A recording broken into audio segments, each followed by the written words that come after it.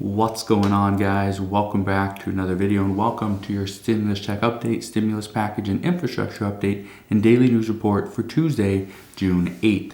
Now, you may notice things are a little bit different. I did have to change up my office a little bit. There might be a little bit of an echo. I had to pull up the carpet. I'm going to be replacing that. So yeah, I have some changes going on, but we do have some updates for today. First off, I did a video yesterday. I titled it, "It's Over."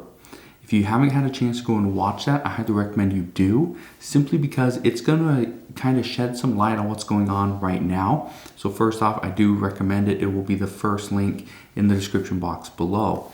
But go and watch that. It's going to give you a clear understanding of exactly what is happening as of right now, and it will kind of fill in the gaps of what you may be missing at this time. So the big news out today, okay, is that Democrats are working to quickly change their strategy after Senate Democrat Joe Manchin pretty much blocked all their paths forward. Here's what we know.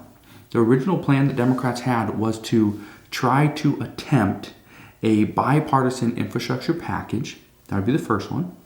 They would pass that with Republicans, and then they would go back to the drawing board and pass a budget reconciliation bill, and that would be the rest of the social and real infrastructure that Republicans didn't agree upon. Okay? And then what we know is that Democrats would use their third and final budget reconciliation, at least according to reports, for possible stimulus to help propel the economy and get the American people back on their feet and get us one step closer to normalcy. Well, all that pretty much got thrown out the window later last week when the Senate parliamentarian told Senator Chuck Schumer that they do not have two more budget reconciliations, they only have one. So being that they went down from two to just one, that created a whole nother host of issues.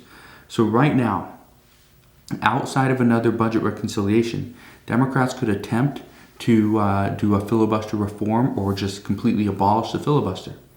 But Senator Joe Manchin, who's a moderate or centrist Democrat, he opposes that. So that creates a big issue there. And that's one of the things that Democrats and Joe Manchin are fighting over is if we don't get rid of the filibuster, then we're never going to get these things done. So we'll see. We also know Democrats could just accept the smaller package from the Republican Party, from the GOP negotiator, Senator Shelley Moore Capito. But according to reports, Senator Joe Manchin doesn't support that either. He doesn't support a lower number. And many reports say that many progressives won't vote for this bill either. So right now, that's the issue. That is the issue. And it's not just about infrastructure. The infrastructure package is holding up stimulus. Without stimulus, the American people cannot get back to their normal lives. Without stimulus, some people are not going to be able to really survive and pay for everyday necessities like food, water, shelter, simply because they don't have the money. Unemployment could be getting canceled in their state. You never know. So right now, the problem is everywhere that we look, the infrastructure package is being held up by somebody or something. Even U.S. Progressive Chairwoman Pramila Jayapal, she had this to say. And she said that progressives are not going to support the Biden administration's proposal or bills because as of right now, it seems like Republicans keep watering down the bill. And she said, now is the time to go at this, be big, bold, and go at it alone. She is simply stating that they need to do a budget reconciliation, stop negotiating with Republicans because they're getting absolutely nowhere. So we'll see what happens there. But one thing I can tell you is that right now, Pramila Jayapal has stated multiple times that they just need to go at this alone. And the longer that Democrats wait to pass this bill, the smaller the bill is going to get. So that's going to create another whole host of issues. Is the longer Democrats wait to pass a bill, the smaller it gets, the more watered down it gets, and less priorities for Democrats are actually included. So I don't know what exactly we end up with in the end, but as of right now, it's not looking good for Democrats. Republicans are coming out of this, they're looking pretty good simply because they're watering it down. They're saving the American people and the American tax dollars money there. So again, there's two sides to this, and it really just depends on what side you're on. Now, what we know is that right now this bill, this infrastructure package, is not getting smaller out of necessity. This is getting smaller based off of President Biden and how he feels that the only way he can get a bipartisan deal done is by pretty much lowering the offer to Republicans. That's according to reports that right now that's the only strategy he has is let's just lower the offer a little bit until Republicans say, yep, we're good with that, and then they pass it. So right now, the process behind this, the strategy, the negotiation tactics have pretty much been thrown out the window, because as of right now, it's pretty much just a delay tactic and then some political games. So again, we wait and see. But in this process, one of the big pieces of legislation that has been largely cut out, okay, and I just want to address this because this is something that a lot of people are worried about, is climate change. Okay, it's climate change. Senator Whitehouse on Monday, he said, and I quote, "I'm now officially very anxious about climate legislation. Climate has fallen out of the infrastructure discussions as it took its bipartisanship detour. It may not return, so then what?" And this is something that a lot of people worry about, is what about climate change? But here's another thing. Right now, this is just part of what progressives are pushing for, is climate change. They also want to demand, or not just see, but they are demanding more relief to the American people. Pramila Jayapal has long been one of the supporters of the $2,000 per month stimulus check. She's still going to fight for this. There's a lot of other progressives that are fighting for this as well. Senator Bernie Sanders wants to see people have a livable wage, $15 per hour, or if it's not $15 an hour, give the American people a boost. Give them $2,000 per month. That would be a livable wage. We also know right now that Bernie Sanders and Pramila Jayapal both support the expansion of Medicare. This means this would also include vision, dental, and hearing. This would also see an expansion of the age. So instead of the eligibility being 65 years of age or older, you could be eligible at 60 or possibly 55. So that's another huge issue and huge talking point as well. And we don't know where that's really going to go. But what I can tell you is that the expansion of Medicare is something that has been pushed by Democrats for some time, and now seems like the likely chance is going to happen. If it does, it's going to happen soon. So, as we get more information there, I promise I will fill you in on those details as well. But here's the problem, and this has been a big problem, and Democrats have been facing this problem for a little while, is that Democrats don't have a clear direction. They just don't. Republicans, they were in this position a while back. They didn't have a clear direction. They were just trying to handle things as it came about. And this is obviously, due to the pandemic. But President Biden, he wants infrastructure, both social and real. We got the Republican Party, they want just pure infrastructure, no social, nothing excessive, right? Senator Joe Manchin, he wants to reach a bipartisan deal with Republicans. More than 100 Democrats want to see additional stimulus paid out to the American people. And the American people just want answers. We just want answers. We just want answers. We want to be treated fairly, and we want the relief that we were promised. For example, people on Social Security are still wanting and still waiting for their $200 per month boost that President Biden promised as a campaign promise. People students in college are still waiting for President Biden to forgive up to $10,000 in student debt forgiveness. Where's that? We're still waiting for answers.